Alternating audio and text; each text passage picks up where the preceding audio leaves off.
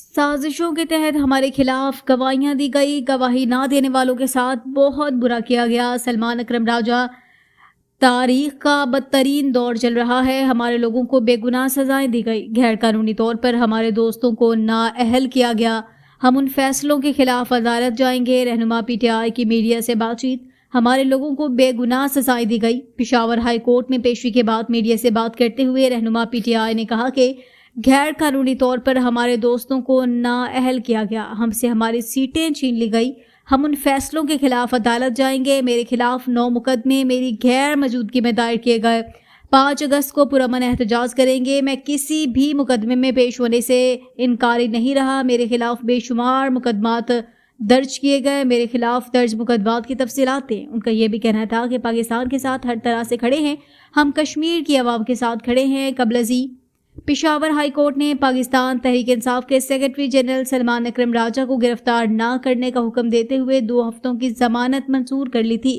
عدالت نے سلمان اکرم راجہ کی حفاظتی ضمانت منظور کر لی ہے۔ سلمان اکرم راجہ نے کہا، کسی مقدمے میں پیش ہونے سے نہیں رہا، میرے خلاف درج مقدمات کی تفصیلات دیں۔